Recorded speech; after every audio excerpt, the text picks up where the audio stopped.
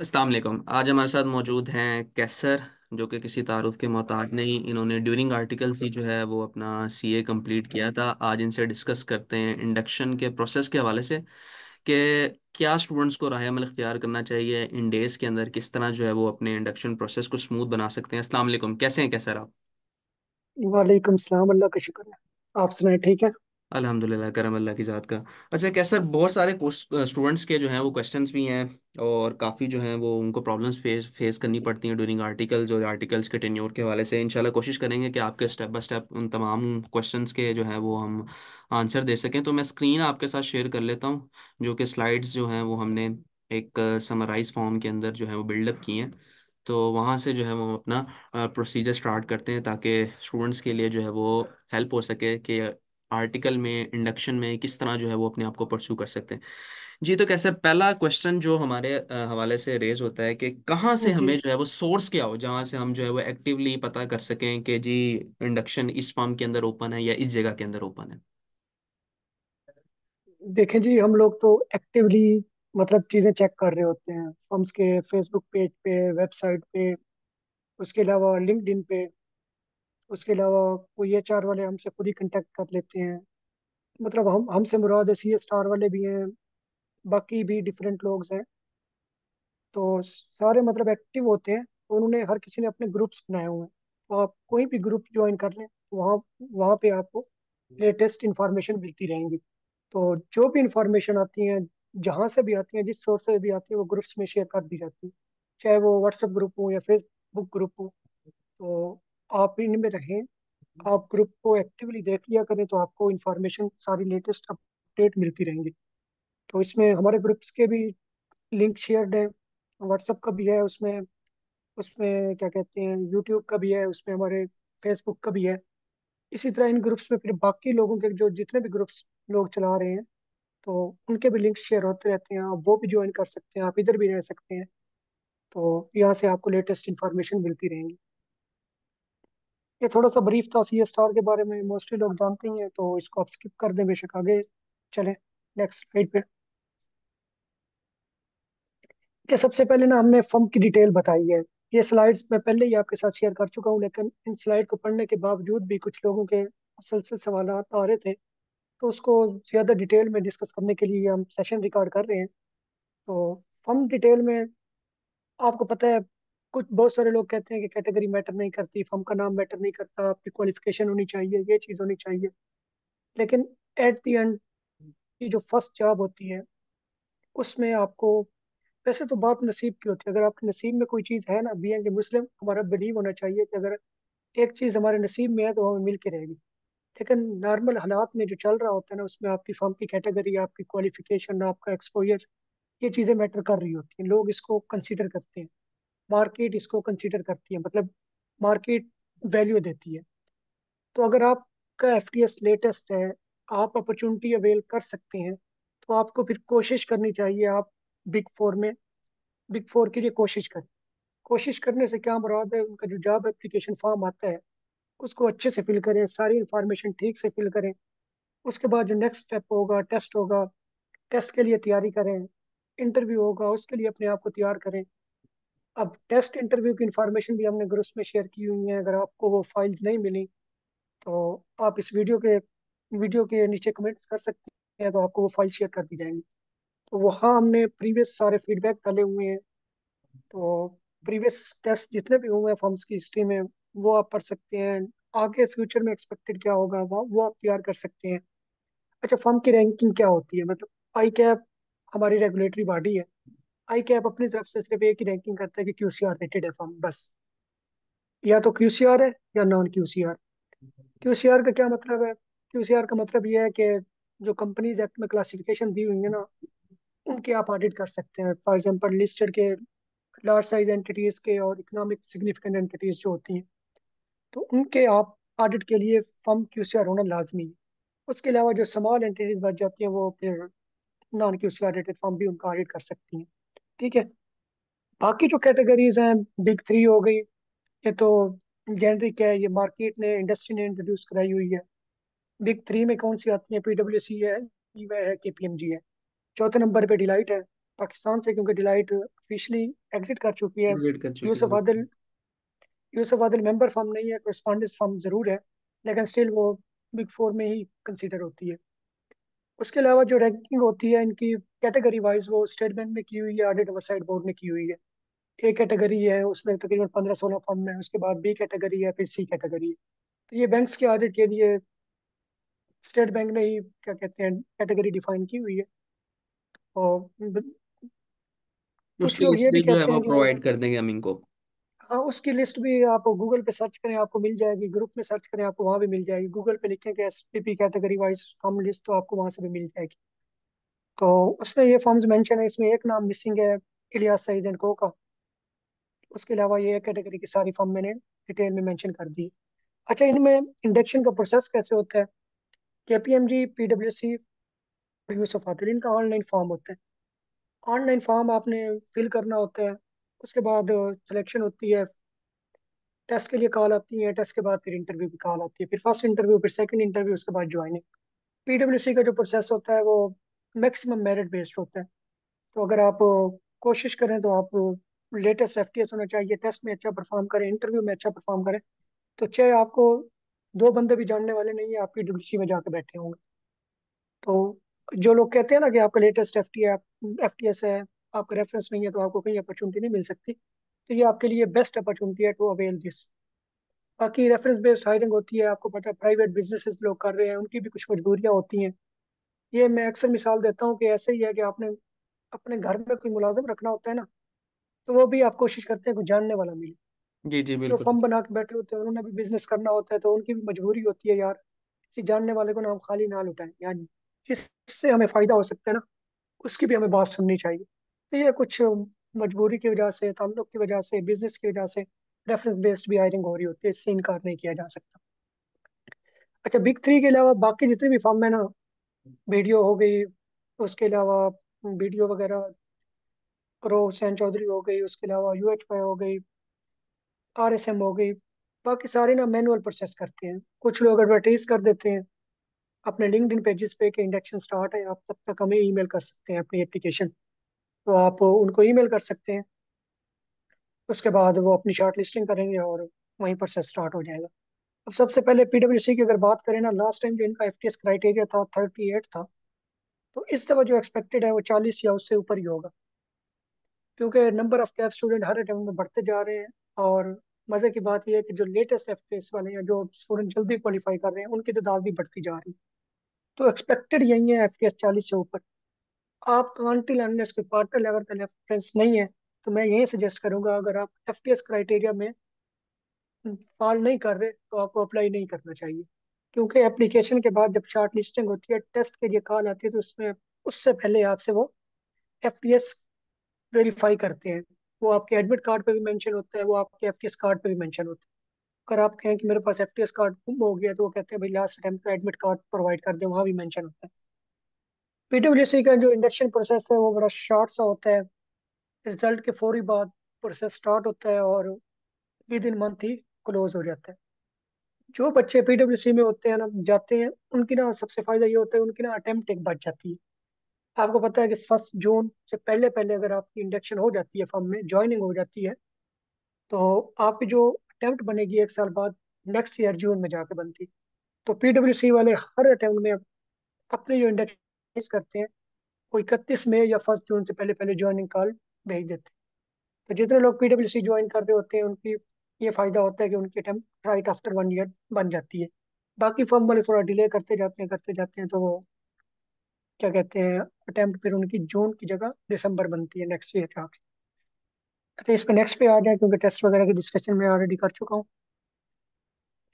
उसके बाद केपीएमजी है। केपीएमजी ने लास्ट ईयर कराची में इंडक्शन नहीं की थी। अच्छा, एक बात क्लियर कर दूं, जो सबसे ज्यादा इंडक्शन होती है ना, वो सारी फर्म्स के ना कराची ऑफिस में होती है। मतलब number of trainees normally Karachi office में ज्यादा हायर हो रहे होते हैं, क्योंकि हेड ऑफिस उधर है, तो ज्यादा हायरिंग भी उधर ही हो रही होती है। फर्म्स के हेड ऑफिस की नहीं बात कर रहा, इंडस्ट्रीज के, कंपनीज के हेड ऑफिस कराची में है, तो उधर फिर स्टाफ भी ज्यादा रिक्वायर्ड होता है। उसके अलावा लाहौर है, इस्लामाबाद में सारे बिग थ्री के ऑफिस हैं। एक यूसुफ आदिल है जिसका मुल्तान में एक एडिशनल ऑफिस है। लास्ट कराची में एफटीएस इंडक्शन नहीं की थी, तो इसलिए इनका बाकी ऑफिस के लिए जो क्राइटेरिया था वो 40 एंड अबव था। तो इस दफ़ा हो सकता है अगर वो ज़्यादा बच्चे उनने रखने हुए तो एफटीएस क्राइटेरिया इससे कम कर सकते हैं। अगर वहीं लास्ट टाइम जितने रखने हुए या कम बच्चे बच्चे रखने हुए तो फिर एफटीएस क्राइटेरिया इनका 40 लास्ट टाइम था, 42 43 से ऊपर ही स्टार्ट होगा। इनका इंडक्शन प्रोसेस शायद अभी स्टार्ट हो जाए। आज हम ये 17 तारीख को वीडियो रिकॉर्ड कर रहे हैं, शायद इसी वीक ये एप्लीकेशन स्टार्ट कर दे। तो उसके बाद इनका टेस्ट जो होता है राइटिंग होता है, फिजिकल मतलब आईबीए के सेंटर में ना जाके देना पड़ता है। तो इसमें भी अगर आपका रेफरेंस नहीं है और आपका एफटीएस क्राइटेरिया मीट नहीं कर रहे तो आपको अप्लाई ही नहीं करना चाहिए, क्योंकि आपको वो टेस्ट में बैठने ही नहीं देंगे। रेफरेंस है तो फिर अलग बात है, तो आप अपने रेफरेंस से बात करके क्या प्रोसेस होगा वो आप करवा सकते हैं। इनकी भी कंडीशन होती है कि आप सिर्फ एक ऑफिस में अप्लाई कर सकते हैं। अगर आप लाहौर में कर रहे हैं दूसरे ऑफिस में नहीं कर सकते। अगर आप करेंगे भी तो सॉफ्टवेयर इनका ऑटो रिजेक्ट कर देगा, तो फिर आपके लिए ही प्रॉब्लम होगी। इसके अलावा नेक्स्ट पे आ जाए।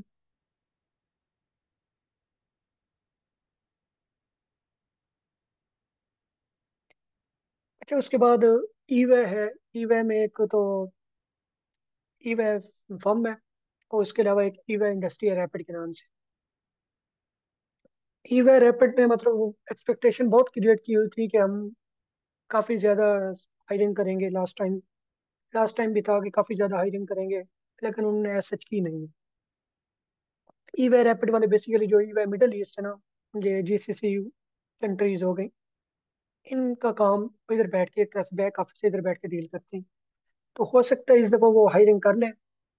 अगर वो करते हैं तो ज़्यादा नंबर में करेंगे, तो इसमें फिर ये होगा कि लो एफटीएस वाले भी मतलब अपॉर्चुनिटी अवेल कर सकते हैं। बाकी जो ईवे है, लोग पाकिस्तानी ईवे है, वो लाहौर कराची इस्लामाबाद में ऑफिस हैं। कराची के लिए वो इंडक्शन करते हैं, लाहौर और इस्लामाबाद के लिए नहीं करते ऑडिट डिपार्टमेंट में।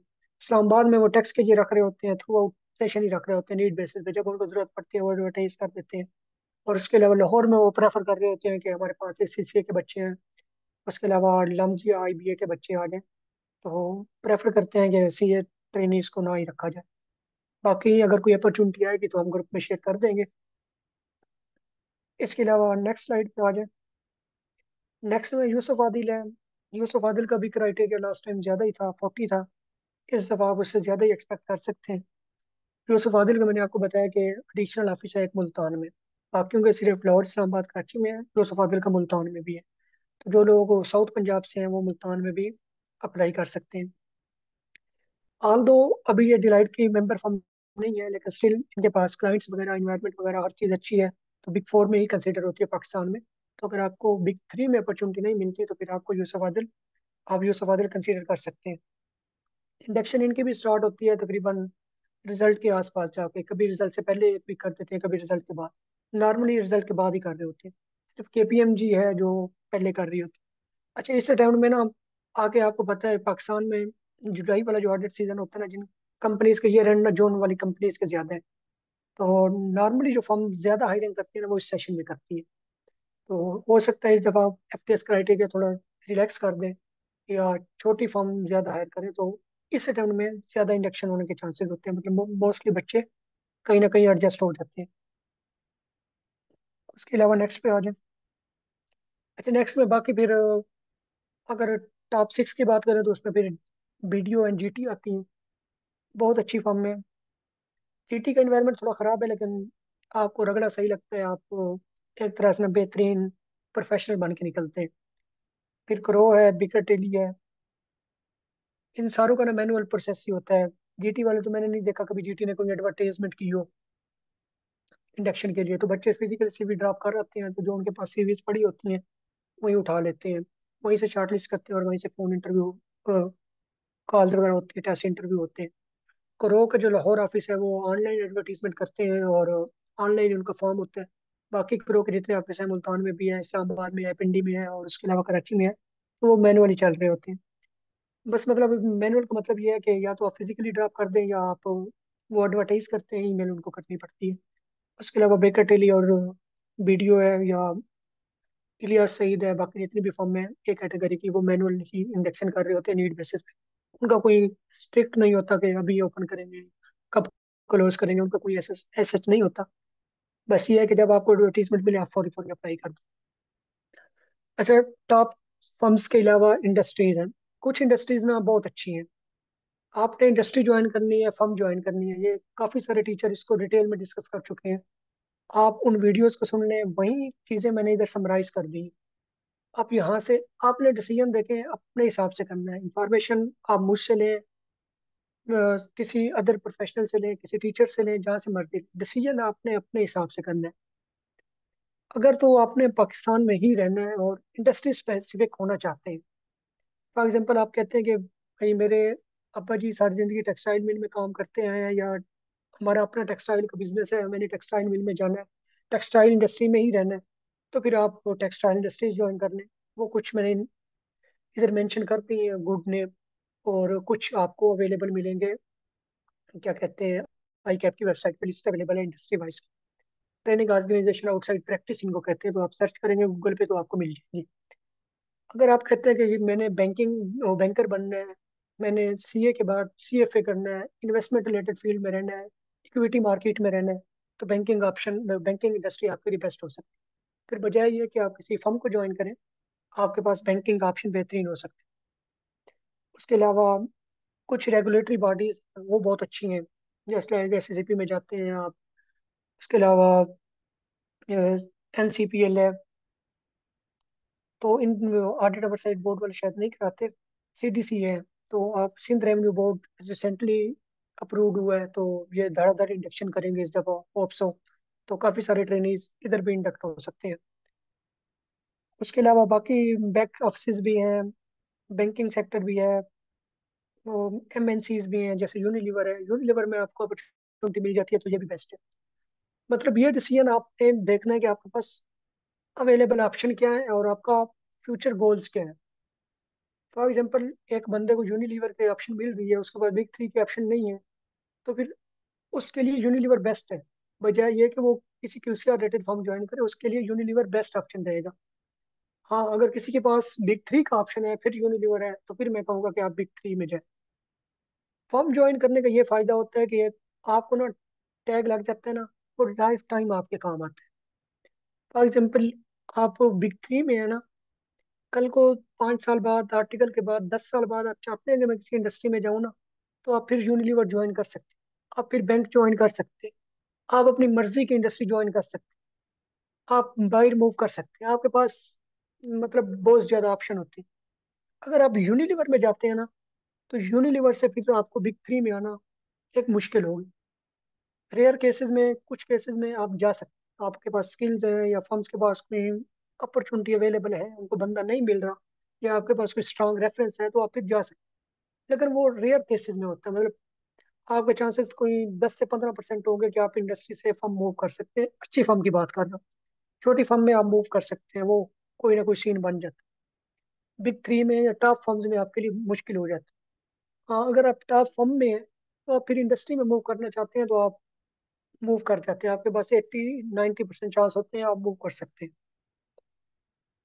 इसके बाद ऑयल एंड गैस सेक्टर भी अच्छा है। अच्छा, कुछ लोग ना मुसलसल वो मिसालें दे रहे होते हैं कि लोगों ने एसएनजीपीएल से या एसएसजीसी से आर्टिकल किए हैं और वो पीडब्ल्यूसी में बैठे हुए हैं।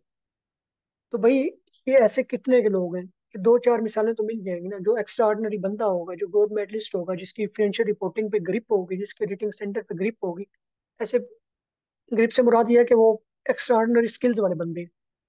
और फर्म ने एडवर्टाइज किया, उनको एक अपॉर्चुनिटी जस्ट मिली और उन्होंने अवेल की, तो ऐसे बहुत कम लोग होते हैं, मतलब 5 से 10% आप कह लें।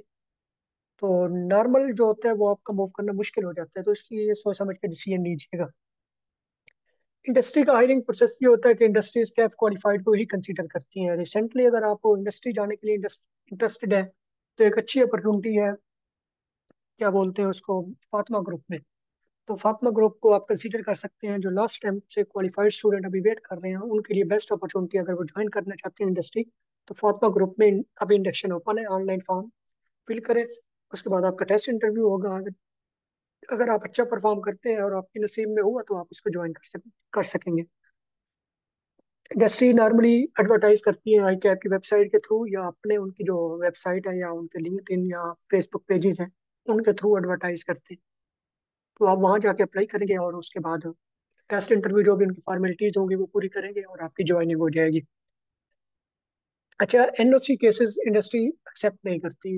एक तो फर्म टू इंडस्ट्री या industry to firm NOC allow ही नहीं है। आई क्या ट्रेनिंग एजुकेशन में स्ट्रिक्टली मना कर दिया गया है कि आप स्विच नहीं कर सकते। इंडस्ट्री टू इंडस्ट्री आप स्विच कर सकते हैं, उसका लीगली ऑप्शन अवेलेबल है, लेकिन नॉर्मली इंडस्ट्री प्रेफर नहीं कर रही होती।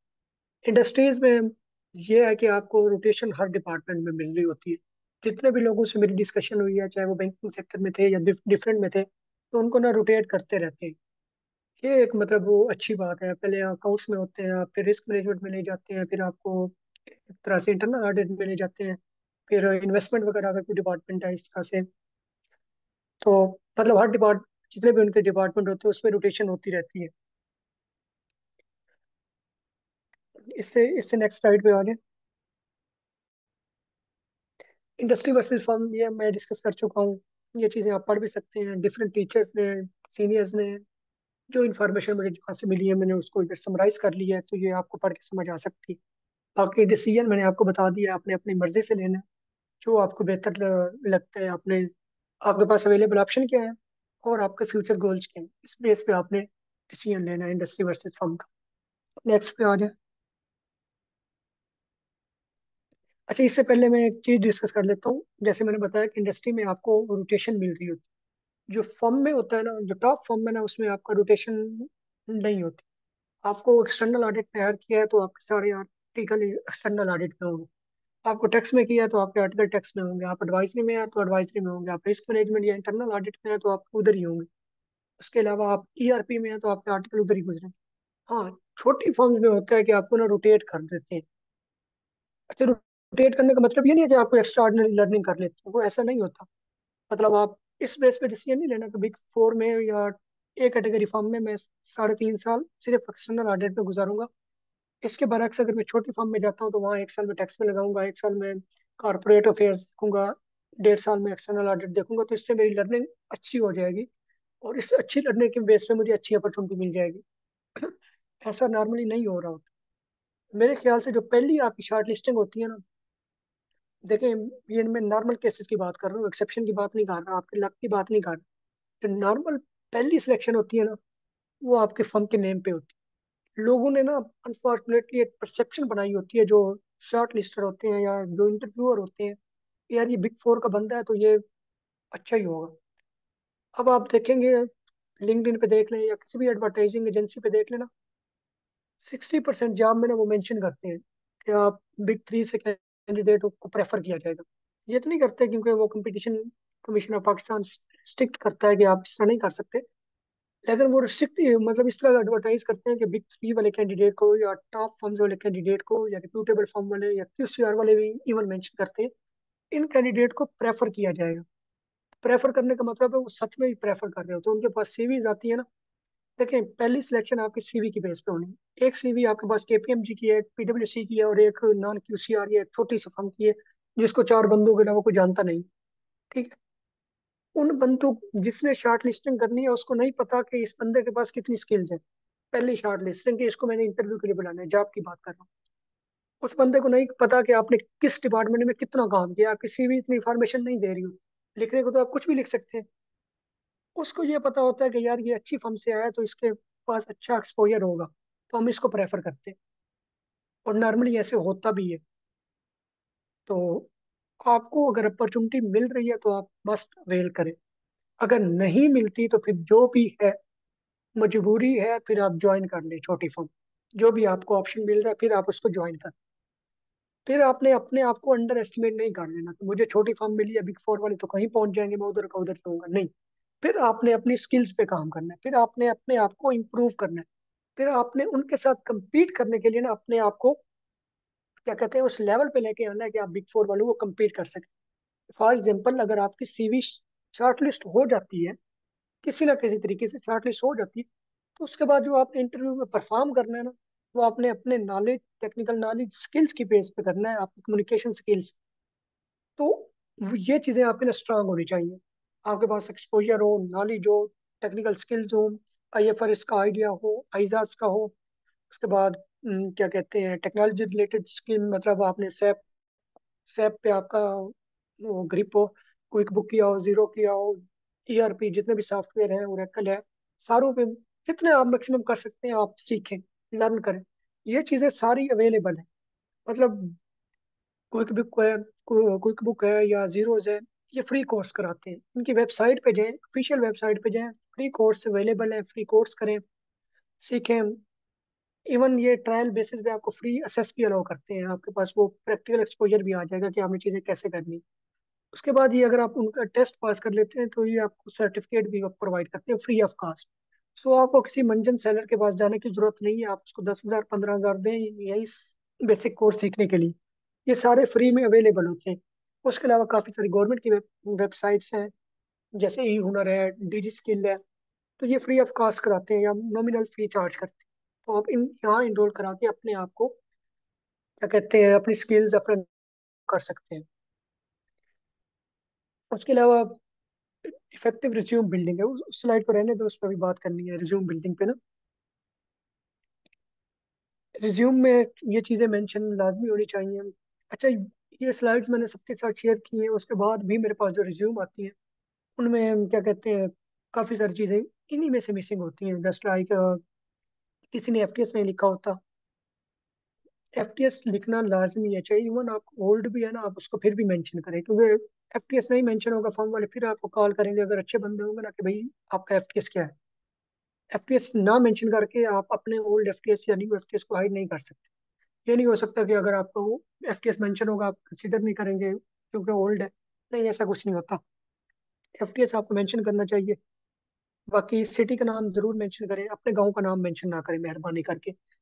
मैंने देखा है कि कुछ लोगों का ना माइंड सेट होता है कि यार ये लड़का ना बाद में हमें तंग करेगा, कि ये उस साइड का है, रिमोट एरिया का है, इसको छुट्टियां चाहिए होंगी, ये वो। उनका ना माइंड सेट बनाओ।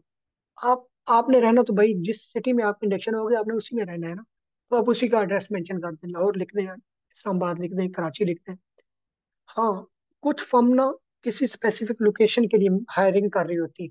फॉर एग्जाम्पल इस्लामाबाद की फर्म है, उसको टेक्सला के लिए, फैसलाबाद के लिए या मुल्तान के लिए बंदा चाहिए, तो वो एडवर्टाइज करते हैं हमें इस लोकेशन के लिए चाहिए। फिर अगर आप उस एरिया से हैं तो फिर उस लोकेशन को मेंशन कर दें, फिर आपको प्रेफरेंस मिल सकती है, आपको उस एरिया की बेस पे। नेक्स्ट पे आ जाए।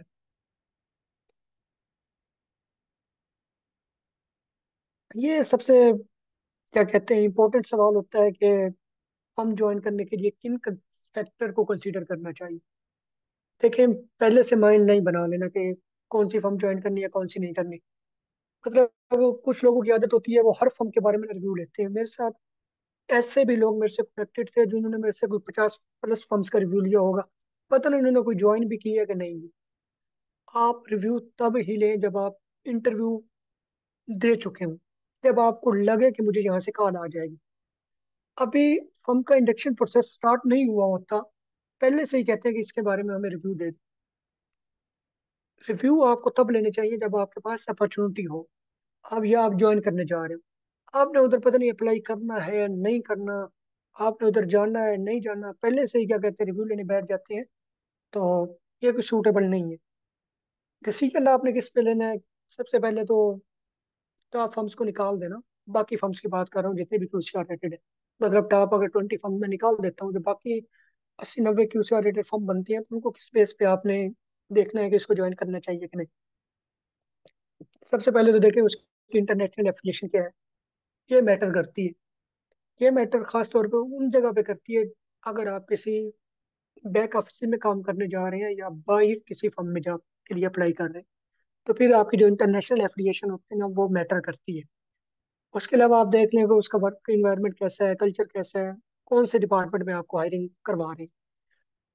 अगर तो आपको रोटेशन मिल जाती है, मतलब 2 साल देन 1.5 साल, तो बेस्ट है। नहीं मिलती तो पहली प्रेफरेंस मैं तो यही कहूँगा कि एक्सटर्नल ऑडिट को देनी चाहिए। उसके अलावा पाकिस्तान में रहना है, अपनी प्रैक्टिस करने का इरादा है, तो एक्सटर्नल ऑडिट इन टैक्स हो जाना चाहिए। अगर कोई अपॉर्चुनिटी आपको नहीं है, तो आप कैटेगरी की फर्म आपको रिस्क मैनेजमेंट या एडवाइजरी डिपार्टमेंट में रख रही हैं। पाकिस्तान में ना जो एडवाइजरी का काम होता है ना वो एक्चुअल एडवाइजरी वाला होता नहीं है, एक्सेप्ट फॉर बिग फोर। उनके पास भी रैंडम केसेस ही आते हैं, क्योंकि आपने देखा होगा हमारे पास एक तो लिस्टेड एंटिटीज बहुत कम है, उसके अलावा जो मर्जर एक्विजिशन या वैल्यूएशन वगैरह हो रही होती है वो साल में एक दो, मैक्सिमम तीन चार केसेस ही होते हैं। तो वो बिग फोर से आगे फर्म में जाता ही नहीं है। तो बिग फोर के अलावा अगर कोई आपको कहता है ना एडवाइजरी डिपार्टमेंट में काम कर ले, तो समझ जाए वो या तो बुक कीपिंग होगी, या इंटरनल ऑडिट, या रिस्क मैनेजमेंट, या बिजनेस छोटी इस तरह की ना असाइनमेंट होगी जो पैटी नेचर की होगी। कोई एक्चुअल जो एडवाइजरी का काम होगा ना उस तरह का नहीं होगा। बिग फोर का डिपार्टमेंट है, एडवाइजरी का है, रिस्क का है, ईआरपी का है, ह्यूमन रिसोर्स का भी इवन है ना, या फाइनेंशियल रिपोर्टिंग का है, तो वो ज्वाइन कर रहे हैं, उसको मसला नहीं है। अब कल को आपको कहीं ना कहीं बेहतरीन अपॉर्चुनिटी मिल जाएगी। बाकी फर्म में आपने फिर देखना है कि डिपार्टमेंट कौन सा है, उसकी वर्क एनवायरनमेंट कैसा है, उसका कल्चर कैसा है, उसकी एग्जाम लीव्स पॉलिसी कैसी है। तो जाने से पहले वहाँ जो ट्रेनीज किसी सीनियर से पूछ लें, या जो ट्रेनी वहाँ काम कर रहे हैं उससे डिस्कस कर लें, तो वो आपको बेहतर वे में गाइड कर देंगे। नेक्स्ट पे आ जाए।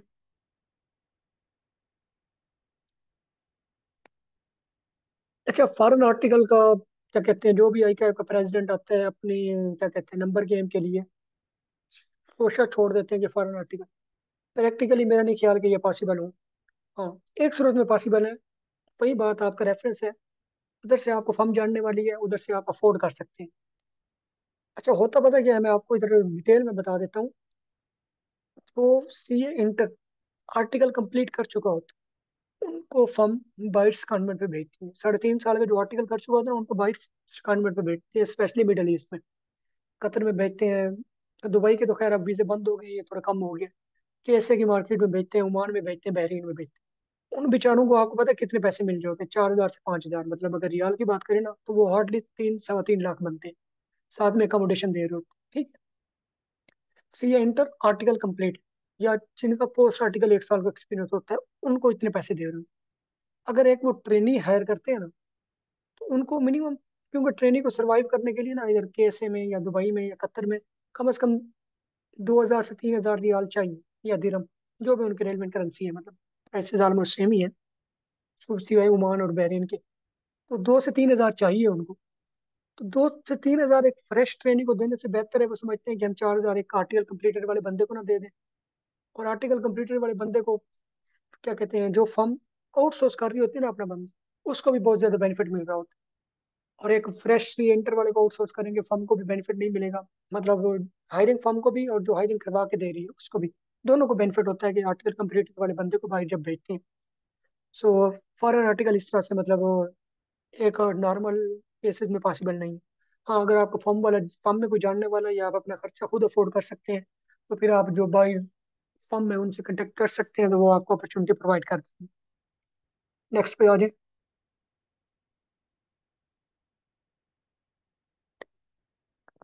अनफॉर्चुनेटली ये मार्केट में हो रहा है, मतलब हर दफा कैफ के अगर 400 500 600 बच्चा क्वालिफाई करता है, बल्कि अब तो 800 900 क्रॉस कर चुके हैं, तो तकरीबन 50% को वेट करना पड़ता है कि उसकी इंडक्शन नेक्स्ट जगह होती है। अच्छा, इसमें दोनों रिस्पॉन्सिबल हैं, एक फर्म भी, या आई कैप को रिस्पॉन्सिबल कह लें, या स्टूडेंट को भी कह लें, दोनों रिस्पॉन्सिबल हैं। फर्म किस तरह से रिस्पॉन्सिबल है? फर्म ना मतलब कोई प्रॉपर स्ट्रक्चर वे में अपनी डिमांड बताती नहीं है, कोई स्ट्रक्चर सिस्टम नहीं है। होना तो ये चाहिए ना कि जितने कैफ क्वालिफाइड हो रहे हैं उनको इंटरटेन होना चाहिए। बच्चों का टाइम बहुत कीमती है, उसको वेस्ट नहीं होना चाहिए। और दूसरा, आई कैप किस तरह से रिस्पॉन्सिबल है?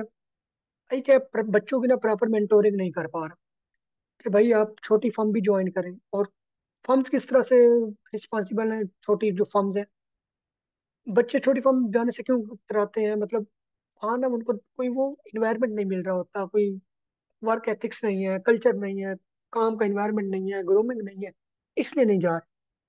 तो भाई आई कैप हमारी रेगुलेटरी बॉडी है, बच्चों से रजिस्ट्रेशन फीस के नाम पे अच्छी खासी फीस चार्ज करते हैं। सिर्फ एक काम ही कर दें कि भाई फर्म को कहें कि आप अपना स्टैंडर्ड बढ़ाएं, बच्चों को कहें कि आप ये ज्वाइन करें। देखें, म्यूचुअल अंडरस्टैंडिंग से ही होगा ना, तीन पार्टीज हैं, फर्म्स हैं, आई कैप है, बच्चे हैं। बच्चों को पता नहीं होता हमने क्या करना है, आई कैप को कोई नहीं पता कि मैंने बच्चों को इंडक्ट कैसे करवा के देना है, फर्म्स को नहीं पता कि हमने। सही है।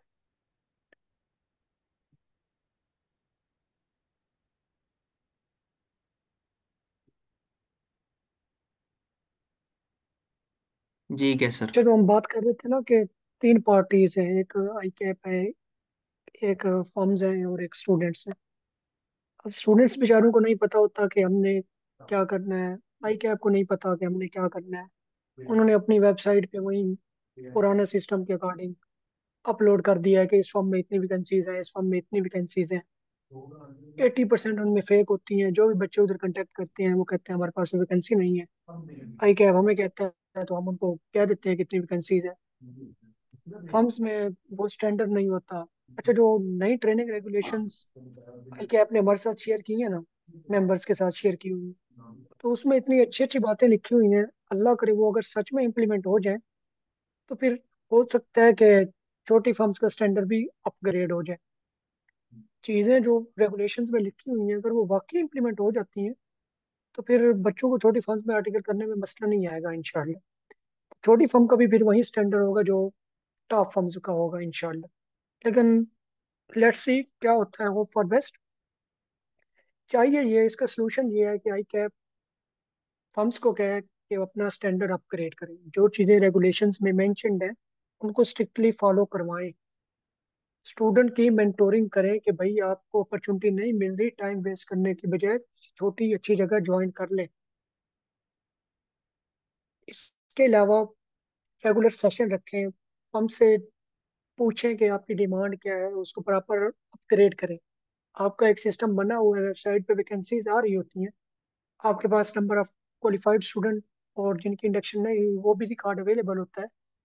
तो हमसे पूछें भाई, हमें एक्चुअल बताएं कि कितनी इंडक्शन आप करने जा रहे हैं। आपको सेशन के स्टार्ट में ही पता हो कि मेरे पास 800 कैंडिडेट्स हैं और 400 फर्म से वैकेंसीज क्रिएट हुई हैं और 200 इंडस्ट्रीज फिल करेगी। 600 200 का गैप फिर भी रहेगा, उसको कैसे फिल करना है, उसके लिए कोई प्लान होना चाहिए। आप धड़ाधड़ क्या कहते हैं इंडस्ट्रीज को ट्रेनिंग ऑर्गेनाइजेशन आउटसाइड प्रैक्टिस बनाते जा रहे हैं। आपकी जो अपनी फर्म्स हैं वो हायर करती नहीं है। मतलब अगर फर्म का बिजनेस ग्रो नहीं कर रहा, इसका मतलब इंडस्ट्री का क्या कर रहा होगा। फर्म और इंडस्ट्रीज आपस में लिंक्ड है।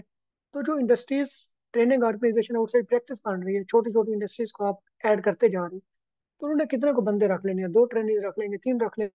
तो उससे आपको फायदा नहीं होगा। आपकी फर्म्स जो क्या कहते हैं 100 तक स्टूडेंट क्या कहते हैं इंटरटेन करती थी हर सेशन में, ईवा रखती थी, केपीएमजी वाले रखते थे, उन्होंने रखना छोड़ दिए। आप उसी के पार्टनर बैठ के क्या कहते हैं एक इंडस्ट्री जिनमें 2-3 ट्रेनीज रखने हैं, उसको इंडक्ट करके फेसबुक पे एडवर्टीजमेंट कर रहे होते हैं कि हमने तो बहुत बड़ा काम कर दिया।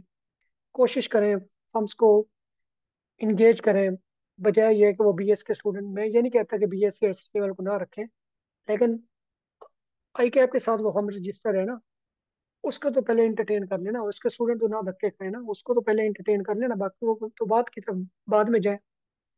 उसके अलावा इंडस्ट्री से बेहतर है जितनी फर्म्स के बैक ऑफिस हैं, बहुत अच्छे अच्छे ऑफिस हैं उनके पास, मिडल ईस्ट का, यूरोप का, ऑस्ट्रेलिया का, कनेडियन फर्म्स का काम है, तो वो पैकेज भी अच्छा पे करते हैं। उनको इंगेज करें, उनको ट्रेनिंग ऑर्गेनाइजेशन या तो इनसाइड प्रैक्टिस बनाए या आउटसाइड प्रैक्टिस बनाए, जो भी आपको समझ आती है। वो एक अगर एसीसीए के जिसके 7-8 पेपर पास होते हैं उसको 40 से 50 हज़ार पे कर रही है, तो आपके सीए वाले को भी 40 से 50 हज़ार पे करेंगे। जो कैफ करके जाएगा वो रखेंगे भी 10-15 ट्रेनीज हर सेशन में, क्योंकि उनकी उनको ज़रूरत होती है, उनके पास बिजनेस है।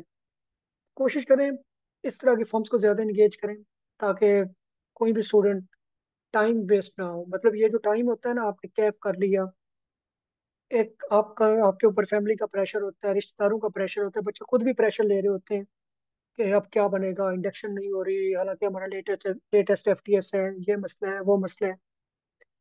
तो बच्चों को भी मैं सजेस्ट करूंगा कि हम भी इसी सिस्टम का हिस्सा हैं, अनफॉर्चुनेटली कुछ नहीं कर सकते। सब्र करें, दुआ करें, अपनी स्किल्स इंप्रूव करें, अल्लाह अब इंशाल्लाह बेहतर करेगा। जो भी पिछले टाइम से वेट कर रहे हैं उनकी इस जगह इंडक्शन हो जाएगी। अगर आपकी नहीं भी होती तो आप वेट करें, सब्र करें, कहीं ना कहीं आपको अल्लाह उसका अजर जरूर दे देगा। इस टाइम को यूटिलाइज करते रहें, स्किल्स सीखें, अपने सी फैप की तैयारी स्टार्ट कर दें, अपनी कम्युनिकेशन स्किल्स बेहतर करें, जो भी लर्निंग कर सकते हैं करते रहें। नेक्स्ट पे आने रिजल्ट के लिए what to do till result, ये मतलब हर दूसरा बच्चा यही पूछ रहा होता है कि हमें रिजल्ट तक क्या करना चाहिए। सबसे पहली बात है कि पीपीएमएस ऑफिस आपके इंडक्शन के लिए बहुत जरूरी है, आर्टिकल रजिस्ट्रेशन के लिए, इंडक्शन के लिए नहीं, आर्टिकल रजिस्ट्रेशन जो आपकी इंडक्शन के 2 मंथ बाद जाके हो रहे होते हैं। सबसे पहले तो ये कंप्लीट कर लें। अगर आपने ये कंप्लीट किए हुए हैं तो उसके बाद आ जाए आप अपनी कम्युनिकेशन स्किल्स। अपनी इंग्लिश स्पीकिंग बेहतर करें। मेरी अपनी कम्युनिकेशन स्किल्स बेहतर नहीं है, मतलब मुझे इस बात पे होता है, मतलब मुझे क्या कहते हैं पर्सनली, इसी कम्युनिकेशन स्किल्स की वजह से मतलब अच्छी ऑर्गेनाइजेशन में जॉब अपॉर्चुनिटी हुई है। मैं इस चीज़ को, अपने फेलियर को मैं एक्सेप्ट करता हूँ, मैं इस चीज़ को इम्प्रूव भी कर रहा हूँ। लेकिन मैं चाहता हूँ जो मेरे साथ हुआ है वो आप लोग के साथ ना हो। आपके पास अभी टाइम है, उसको आप इफेक्टिवली यूटिलाइज करें।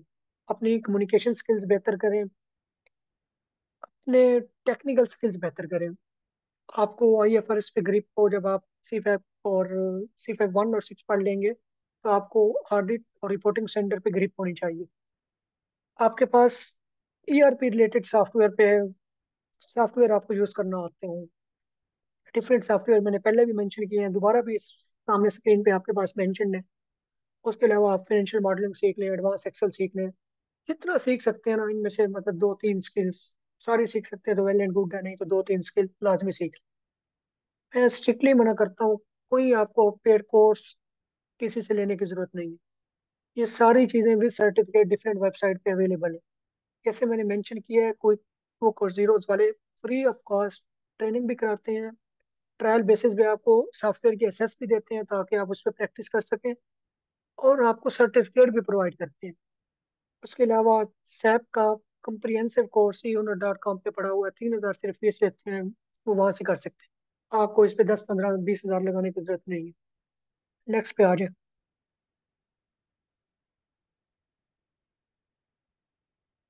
CA फाइनल के लिए हम एक अलग सेशन रख लेंगे कि आपने कब स्टार्ट करना है, किस तरह स्टार्ट करना है। अभी के लिए सिर्फ आप अगर स्टार्ट करना चाहते हैं तो ये 4 सब्जेक्ट मैंने मेंशन कर दिया जो न्यू स्कीम में चेंज होने नहीं जा रहे।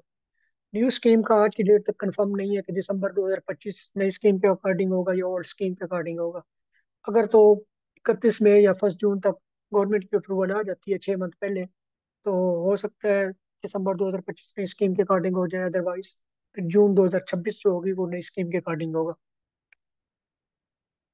नेक्स्ट, इसके CA फाइनल की गाइडेंस पे ना हम जब लाइव सेशन रखेंगे ना, जो बच्चों के जो भी क्वेश्चन होंगे ना वो लाइव हम डिस्कस कर लेंगे। तो आज के लिए इतना ही। इस वीडियो को देखने के बाद आपके क्वेश्चन जो भी हो वो माइंड नोट डाउन कर लीजिएगा। नेक्स्ट सेशन जो हम रखेंगे उसमें हम नहीं बोलेंगे, आप बोलेंगे। आप जो भी क्वेश्चन करेंगे हम उसको रिस्पॉन्स करने के लिए बैठे होंगे। जो क्वेश्चन एंड आंसर एक सेशन रख लेंगे, वो आपके साथ लाइव होगा। आप क्वेश्चन करेंगे, हम उसको आंसर करेंगे। Thank you, Allah Hafiz. Thank you so much, so nice of you sir. इंशाल्लाह हम कोशिश करेंगे कि 1-2 दिन के अंदर वो सेशन भी रख लें। आपका बहुत बहुत शुक्रिया। बाकी किसी के कोई भी ओके क्वेश्चन जी, हो। अल्लाह हाफिज। अल्लाह हाफिज।